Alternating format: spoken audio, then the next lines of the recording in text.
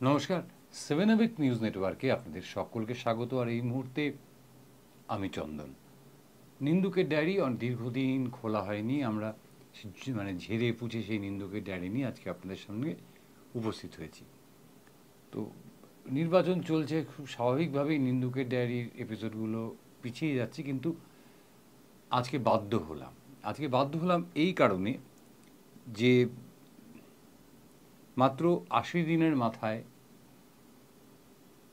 মাধ্যমিকের রেজাল্ট আজকে বার হলো, এবং বার হবার পরে আমরা যেটা দেখলাম যে মেধা তালিকা, প্রথম 10টি স্থানের মেধা তালিকা মধ্যশিক্ষা পর্ষদ প্রকাশ করলো, তাতে মাত্র একজন স্থান পেয়েছে আমাদের তিলোত্তমা থেকে। শুধু তিলোত্তমা থেকে বললেও ভুল হবে, যে আধুনিক যে শহরগুলো, আমাদের পশ্চিমবঙ্গে তো এখন আধুনিক শহরের অভাব নেই, সেই আধুনিক শহরগুলোর থেকেও কিন্তু মেধা তালিকায় যারা স্থান পেয়েছেন তাদের সংখ্যাটা অত্যন্ত নগণ্য। যেমন ধরুন, এবছর পাশের হার 0.15% বেড়েছে। গতবার যেটা ছিল হচ্ছে 86.31%, এবার হয়েছে যেটা 86.31%, সেটা গতবার ছিল 86.15%। পাশের হার সামান্য বেড়েছে, কিন্তু যেটা ভয়ঙ্কর বিপদ বলে আমাদের মনে হচ্ছে, সেটা হচ্ছে যে আমাদের তিলোত্তমা কলকাতা এবং কলকাতা সম যে শহরগুলো সারা রাজ্য জুড়ে রয়েছে, সেখানকার যে রেজাল্ট সেটা কিন্তু মোটেও আশানুরূপ নয়।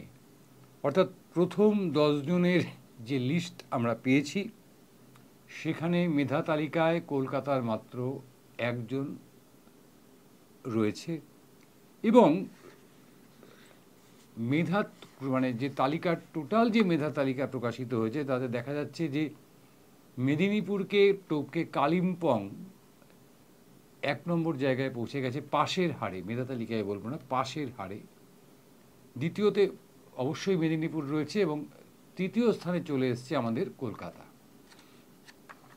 আমি এখানে শুধু আমাদের কলকাতা শহর নিয়ে কথা বলছি না, কথা বলছি কলকাতা সহ যে আধুনিক শহরগুলো আমাদের রাজ্যে গড়ে উঠেছে, সেই সমস্ত শহরগুলোর রেজাল্টও কিন্তু মোটেই আমাদেরকে আশা জাগাচ্ছে না। এর কারণটা কিন্তু আমাদেরকে খুঁজতে হবে, যে কলকাতায় বা কলকাতার সন্নিহিত যে শহরগুলো, সেই শহরগুলোতে, বা শিলিগুড়ি শহরে, বা দুর্গাপুর শহরে, বা আসানসোল শহরে, এগুলো বড় বড় শহর এ রাজ্যের, সেখানে কি ভালো ছাত্রছাত্রীরা নেই, নাকি সেখানে পড়াশুনোর মান কমে গেছে?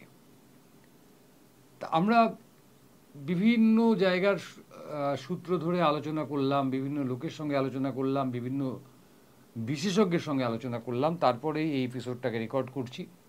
সেখানে একটা কথা পরিষ্কার হয়ে গেল আমাদের কাছে, যে এই যে শহর, কলকাতা সহ এই যে শহর যেগুলোকে আমরা বলছি, সেই শহরে 1930 সালে রাশিয়ার চিঠিতে রবীন্দ্রনাথ ঠাকুর যে শব্দটি ব্যবহার করে গেছিলেন, যে বাক্যটি ব্যবহার করে গেছিলেন, যে বিদেশি শিক্ষা আমাদেরকে যেভাবে ঘিরে ধরছে এবং বাণিজ্যিক শিক্ষা আমাদেরকে যেভাবে ওতপ্রোতভাবে ঘিরে ধরছে, তাতে উনি মাতৃভাষা এবং মাতৃভাষায় শিক্ষা সম্পর্কে যথেষ্ট পরিমাণে আতঙ্কিত ছিলেন।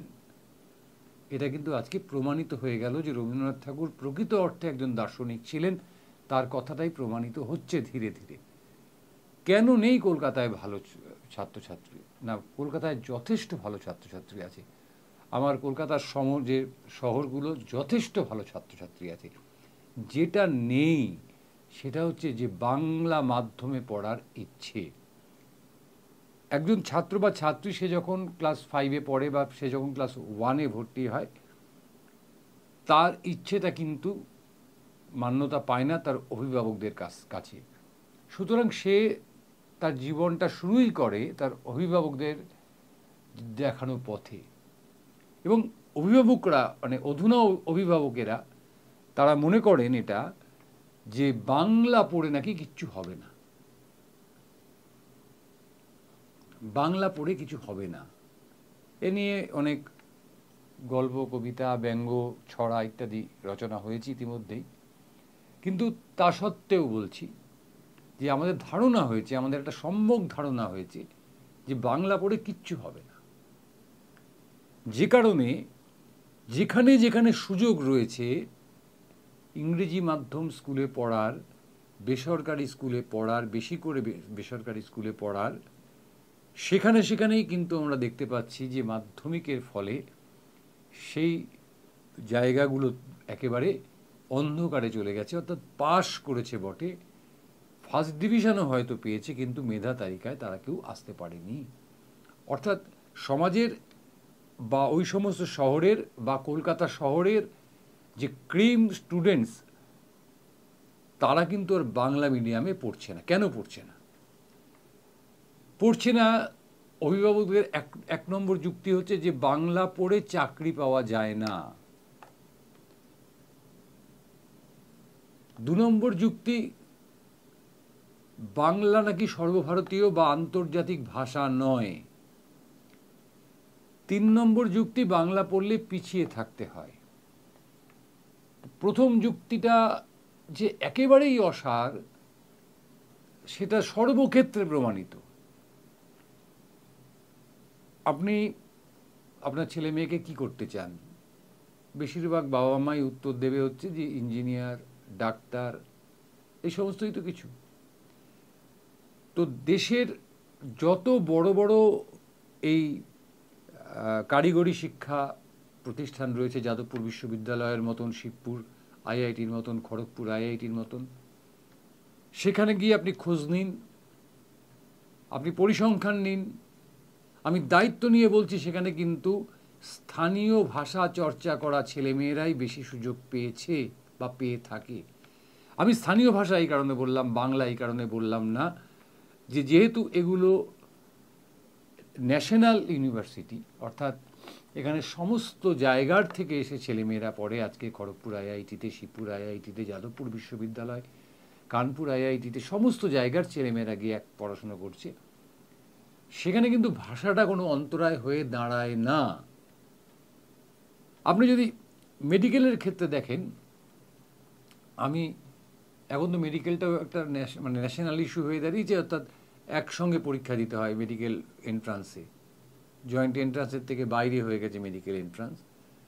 সেখানেও যদি আপনি গিয়ে খোঁজ খবর নেন, আমার কলকাতা মেডিকেল কলেজ বা ধারে কাছে যদি থাকে আপনার মেডিকেল কলেজ, এখন তো গ্রামেগঞ্জেও মেডিকেল কলেজ তৈরি হয়েছে, আমার সাগর দত্ত মেডিকেল কলেজ, নীলরতন সরকার মেডিকেল কলেজ, সেখানেও গিয়ে যদি আপনি পরিসংখ্যান নেন ছাত্রছাত্রীদের, দেখবেন যে বাংলা মিডিয়ামের স্টুডেন্টরাই কিন্তু সেখানে এখনও সংখ্যাগরিষ্ঠ। তাহলে বাংলা পড়ে কিছু হবে না, এই যে ধারণাটা আমাদের মধ্যবিত্ত শহুরে বাঙালিদের মধ্যে গড়ে উঠেছে, এটা যে কত বড় ভুল এবং এর দ্বারা ছাত্রছাত্রীদের যে কত বড় সর্বনাশ হচ্ছে, এটা আপনারা বুঝতে পারছেন না। আইসিএসসি বা সিবিএসসি বোর্ডে যারা পড়াশুনো করছেন তারা অবশ্যই ভালো ছেলে মেয়ে, কিন্তু তাদের কত পার্সেন্ট স্টুডেন্ট জীবনে দাঁড়াচ্ছেন, কত পার্সেন্ট স্টুডেন্ট এবছর, যেমন শুধুমাত্র পশ্চিমবঙ্গে, যেহেতু এটা মধ্যশিক্ষা পর্ষদের পরীক্ষা, শুধুমাত্র পশ্চিমবঙ্গ থেকে 9,10,598 জন ছাত্রছাত্রী পরীক্ষা দিয়েছিল। আপনি যখন সর্বভারতীয় ক্ষেত্রে এই পরিসংখ্যানটা নেবেন আইসিএসসি বা সিবিএসসি বোর্ডের, আপনি দেখবেন সংখ্যাটা কিন্তু সংখ্যায়, পার্সেন্টেজে আমাদের বোর্ডের পরীক্ষার্থীর সংখ্যাটা এগিয়ে থাকবে। অর্থাৎ বেশিরভাগ ছাত্রছাত্রী কিন্তু এখনও তাদের মাতৃভাষাতে পড়াশুনো করে। আর যারা করে না, যারা আইসিএসসিতে ফার্স্ট, সেকেন্ড, থার্ড, ফোর্থ ইত্যাদি প্লেসগুলো পায়, ভয়ানক ভালো ছাত্রছাত্রী, তারা জীবনে অবশ্যই ভালো একটা জায়গায় পৌঁছোয়। যেমন মাধ্যমিকে যারা ফার্স্ট সেকেন্ড থার্ড হয় তারা, আমরা জানি যে আগামীকাল থেকেই তাদের নিয়ে শুটিং শুরু হবে। আমরা ব্যঙ্গ করে বলিও যে অমুক প্রকাশনী তমুক প্রকাশনীর বই পড়ে আমি ফার্স্ট সেকেন্ড থার্ড হয়েছি ইত্যাদি, সেগুলো শুরু হবে। কিন্তু তারাও এই যে আইসিএসসি সিবিএসসি বোর্ডের যে পরীক্ষা দিয়ে যারা ফার্স্ট সেকেন্ড থার্ড হবেন সর্বভারতীয় ক্ষেত্রে, তাদের থেকে বিন্দুমাত্র কম জানবেন না বা বিন্দুমাত্র কম সফল হবেন না। অন্তরায় একটা থাকে, বাধা একটা থাকে, সেটা হচ্ছে আর্থিক সঙ্গতির। যারা আইসিএসসি বা সিবিএসসিতে পড়াশুনো করছেন, আমি ধরে নেব যে বেসরকারি স্কুলে যে বিপুল পরিমাণ অর্থ ব্যয় করতে হয় ছাত্র প্রতি, সেই ব্যয়টা সরকারি স্কুলে করতে হয় না। সুতরাং এখন উচ্চশিক্ষা কেন্দ্রীয় সরকারের আনুকূল্যে অনেকটাই কিনতে হয়, অর্থাৎ সবটা বিনে পয়সায় পাওয়া যায় না, যেটা পাওয়া যাওয়া উচিত, যেটা আমাদের অধিকারের মধ্যে পড়া উচিত। সেই কেনার জায়গাটায় গিয়ে এই বাংলা মিডিয়ামের স্টুডেন্টরা খানিকটা পিছিয়ে আসতে পারে, কারণ তাদের কাছে হয়তো আর্থিক সঙ্গতি থাকবে না বা নেই। তাছাড়া যদি আপনি আপনার জীবন দিয়ে বিচার করেন, তাহলে এই বাংলা ভাষায় যদি আমরা যারা বাঙালি, আমি যেহেতু মাধ্যমিকের রেজাল্ট নিয়ে কথা বলছি, আমরা যারা বাংলা জানবো না, আমরা যারা বাংলা ভাষার ব্যবহার জানবো না, আমাদের পক্ষে কিছুতেই ভালো করে ইংরেজি শেখা সম্ভব হবে না, আমাদের কাছে কিছুতেই ভালো করে হিন্দি শেখা সম্ভব হবে না, আমাদের কাছে কিছুতেই ভালো করে পৃথিবীর অন্য যে কোনো ভাষাও শেখা সম্ভব হবে না। কারণ আমাদের এই যে মগজ, অর্থাৎ যেটাকে আমরা ইদানিংকালে আমাদের মানে দেহের হার্ড ডিস্ক বলি, সেখানে বাই ডিফল্ট যে ল্যাঙ্গুয়েজটাকে সেট করা আছে সেটা হচ্ছে বাংলা। কারণ আমি জীবনে জন্মে প্রথমে যে শব্দটা উচ্চারণ করেছিলাম সেটা বাবা অথবা মা, ড্যাডি অথবা মাম্মি নয়। অর্থাৎ আমরা বাংলায় ভাবি, বাংলায় ভেবে কি করি, বাংলায় ভেবে সেটাকে ইংরেজিতে অনুবাদ করি, হিন্দিতে অনুবাদ করি, উর্দুতে অনুবাদ করি, এবং তারপরে সেটা দিয়ে আমাদের জীবনচর্চায় ইংরেজির ব্যবহার করি, হিন্দির ব্যবহার করি, বা যে ভাষায়, যে বাঙালি যে ভাষায় ব্যবহার মানে শিখতে চায় সে ভাষায় ব্যবহার করে। বাংলায় যদি খামতি থেকে যায় তাহলে তার শিক্ষাতেও খামতি থাকবেই। আমি খুব দায়িত্ব নিয়ে বলছি যে কোনো ইংরেজি মিডিয়াম স্কুলের স্টুডেন্টদের সঙ্গে আপনি কথোপকথন যখন করবেন, তখন আপনার প্রাণটা কেঁদে উঠবে, আহারে আমার ছেলেটা বোধহয়, আমার মেয়েটা বোধহয় এতটা স্মার্ট নয়, ওরা কীরকম হর করে ইংরেজি বলছে। কিন্তু আপনি যদি একজন বাংলা মিডিয়ামে পড়া ইংরেজি জানা মানুষ হন, তাহলে আপনি বুঝতে পারবেন যে তারা কি পরিমাণ ভুল ইংরেজি বলছে। তাদের দু কলম ইংরেজি লিখতে দিন, একটা সামান্য প্যারা লিখতে দিন বা একটা সামান্য চিঠি লিখতে দিন, দেখবেন সেখানে ভার্বের কোনো ব্যবহার হয় না, কোনো মা বাপ থাকে না। পয়সার জোরে আর অলীক স্বপ্নের পেছনে তাড়া করতে গিয়ে আমাদের তিলোত্তমা মানে আমাদের কলকাতা শহর এবং তার শহর পার্শ্ববর্তী যে সমস্ত শহরগুলো গড়ে উঠেছে, এবং শিলিগুড়ির মতন যে সমস্ত শহর, আসানসোলের মতন যে সমস্ত শহরগুলো গড়ে উঠেছে, সেই শহরগুলোর অভিভাবকদের মাথাতে ঢুকে গেছে এটা যে বাংলা পড়ে কিছু হবে না। আমি খুব দায়িত্ব নিয়ে বলছি, খুব দায়িত্ব নিয়ে বলছি। যারা লক্ষ লক্ষ টাকা খরচা করে বেসরকারি ইঞ্জিনিয়ারিং কলেজে, বেসরকারি এই আপনার চিকিৎসা মানে মেডিকেল কলেজগুলোতে তাদের সন্তানদের পড়াচ্ছেন, দিনের শেষে গিয়ে দেখা যাচ্ছে তারা ব্যাঙ্গালোরে চাকরি করে, তারা হায়দ্রাবাদে চাকরি করে। একটু নাড়িয়ে দেখবেন যে সেই যে সন্তানটি একটি বেসরকারি ইঞ্জিনিয়ারিং কলেজ থেকে বা একটি বেসরকারি মেডিকেল কলেজ থেকে পাশ করে হায়দ্রাবাদ, ব্যাঙ্গালোর, যে চেন্নাই, ভুড়ি ভুড়ি সুন্দর সুন্দর নাম এই আমাদের শহরগুলোর, সেখানে চাকরি করতে চলে গেছে। আপনার ধারণা সেখানে গিয়ে তারা মোটা মাইনের চাকরি পাচ্ছে। আপনি একটু নাড়িয়ে দেখবেন যে কত মোটা অঙ্কের টাকা তাদের বাবা মা প্রতি মাসে তাদের পাঠাচ্ছে, কারণ সেখানে তাদের যে বেতন, সেই বেতনে তাদের দিন কাটছে না। আমরা যদি আজকেও ফিরে না তাকাতে পারি নিজেদের দিকে, এই যে রেজাল্ট নিয়ে আমি বসেছি, আমার বলতে খুব লজ্জা হচ্ছে যে কলকাতা শহর থেকে মাত্র একজন মেধা তালিকায় স্থান পেয়েছেন, মাত্র একজন। এটা বলতে আমাদের খুব লজ্জা হচ্ছে, এবং সেই লজ্জার থেকে শুধু কলকাতা শহর নয়, আমাদের কলকাতা শহর পার্শ্ববর্তী এলাকা এবং শিলিগুড়ি, আসানসোল, দুর্গাপুর, এই সমস্ত যে শহরগুলো গড়ে উঠেছে, সেখানের থেকে মাত্র একজন মেধা তালিকায় জায়গা পেয়েছে। সুতরাং সামনে আইসিএসসি পরীক্ষার রেজাল্ট আসছে, সিবিএসসি পরীক্ষার রেজাল্ট বেরোবে, তখন দেখবেন আমাদের এই শহরে মাতামাতি শুরু হয়ে যাবে। ফার্স্ট, সেকেন্ড, থার্ড, ফোর্থ সব এই অমুক স্কুল থেকে হচ্ছে, তমুক স্কুল থেকে হচ্ছে।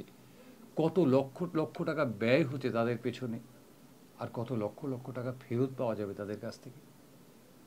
আপনার বাড়ির পাশে একটু তাকিয়ে দেখুন যে ইংরেজি মিডিয়ামে পড়াশুনো করে তার রেজাল্ট কি দাঁড়িয়েছে শেষ পর্যন্ত। সে আজকে কি করছে? ফরফর করে 2-4 লাইন ইংরেজি বলছে, তারপরে কি করছে? তারপরে করছে হচ্ছে ব্যাংকের টাকা উসুলির কাজ, গলায় টাই বেঁধে।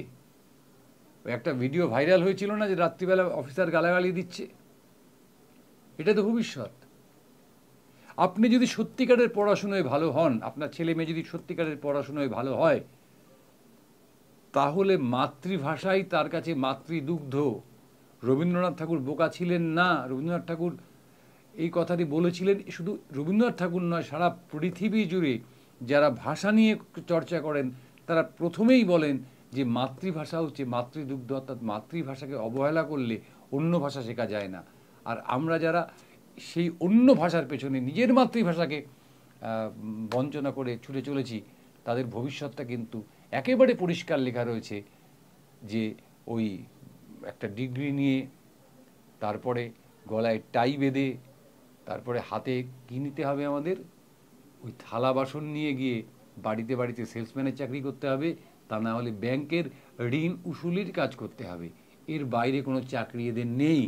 আর যারা মিথ্যে কথা বলেন যে আমার ছেলে ব্যাঙ্গালোরে থাকেন, জানেন তো, এরকমভাবে ঘাটটার ঘেরি তাকে কি জিজ্ঞেস করবেন, কাকা মাসে কত পাঠান ছেলেকে, ছেলে কত পাঠায়, দেখবেন উত্তরটা পেয়ে যাবেন। আর প্রকৃত অর্থে শিক্ষিত একটি ছেলে, সে ইংরেজি মিডিয়ামে হোক, সে বাংলা মিডিয়ামে হোক, তার বাবা মাকে জিজ্ঞাসা করবেন ছেলে কোথায় থাকে, বলবে আমেরিকা থাকে। কত টাকা পাঠায়, বলবে এত টাকা পাঠায়। কোন স্কুলে পড়তো, আগরপাড়া মহাজাতি বিদ্যাপীঠ। কোন স্কুলে পড়তো, যাদবপুর বিদ্যাপীঠ। কোন স্কুলে পড়তো, সোদপুর হাই স্কুল। নিজেদের ভাষাকে ছোট করা যদি আমরা বন্ধ না করি, তাহলে এই যে মেধা তালিকা আমার হাতে রয়েছে, তাতে কমতে কমতে কমতে কমতে কমতে কমতে একদিন শহর হারিয়ে যাবে, এবং শহরকে টক্কর দিয়ে আমাদের জেলাগুলো এগিয়ে আসবে।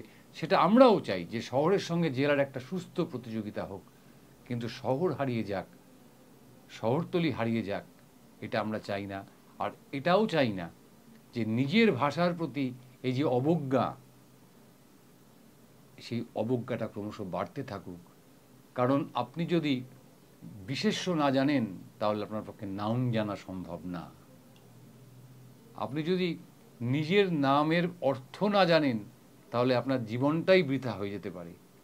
সুতরাং একেবারে শেষে একটা কথাই বলবো, যে লজ্জা 2023-24 শিক্ষাবর্ষের মাধ্যমিকের রেজাল্ট আমাদের দিয়ে গেল, আমাদের বলতে কলকাতা শহর সহ শহরতলি এবং কলকাতা শহরের মতন স্টেট শহরগুলোর ছাত্রছাত্রীদের দিয়ে গেল, শিক্ষক শিক্ষিকাদের দিয়ে গেল। তার থেকে শিক্ষা নিন, এবং যে সংকটের মধ্যে রয়েছে আমাদের শিক্ষা ব্যবস্থা, সেই সংকট থেকে যদি শিক্ষা ব্যবস্থাকে বাঁচাতে হয়, আমাদের রাজ্যের শিক্ষা ব্যবস্থাকে বাঁচাতে হয়, তাহলে আমাদের কিন্তু আমাদের সরকারি শিক্ষামুখী হতে হবে।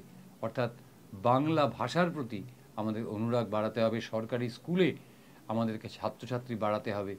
তা না হলে যেমন সরকারি স্কুলগুলো উঠে যাবে, সেখানে হাজার হাজার যে বেকার ছেলেমেয়েরা রাস্তায় বসে আছেন তাদের চাকরির সুযোগ কমে যাবে। পাশাপাশি আমরাও কিন্তু ক্রমশ পিছিয়ে পড়ব, কারণ ওই ইংলিশ বলে কিছু হয় না। হ্যাঁ, ওই ব্রিটিশের কি মারিয়ে কখনো বড় হওয়া যায় না। বড় হওয়া যায় নিজের ভাষাকে ভালোবেসে, নিজের মাতৃভাষাকে ভালোবেসে এবং নিজের পায়ে দাঁড়িয়ে সবচেয়ে উঁচু করে নিজের মাতৃভাষাকে সম্মানিত করার মধ্য দিয়ে। আমি আবারও বলছি, যদি নিজের মাতৃভাষা না জানেন, সেটা বাংলা হতে পারে, উর্দু হতে পারে, হিন্দি হতে পারে, যা কিছু হতে পারে, সেটা যদি না জানেন তাহলে আপনার কিন্তু পড়াশুনোটা, আর যাই হোক, পড়াশুনো হবে না। সেটা একটা হজ বড় ল হয়ে দাঁড়াবে, যেটা আজকে প্রমাণ হয়ে গেল। সবাই খুব ভালো থাকবেন। নিন্দুকের ডায়েরি আজকে আমরা এখানেই বন্ধ করছি। আবার খুব শিগগিরই ফিরে আসব। নির্বাচন চলছে, নির্বাচনের মধ্যেও আমরা কিছু কিছু করতে বাধ্য হব, কারণ পরিস্থিতি যেদিকে এগোচ্ছে। আবারও বলছি, সবাই খুব ভালো থাকবেন। আর একমাত্র বিজ্ঞাপনহীন চ্যানেল 7 অ্যাভেক নিউজ নেটওয়ার্কের পাশে থাকবেন আর বাংলা ভাষার পাশে থাকবেন। জয় হিন্দ।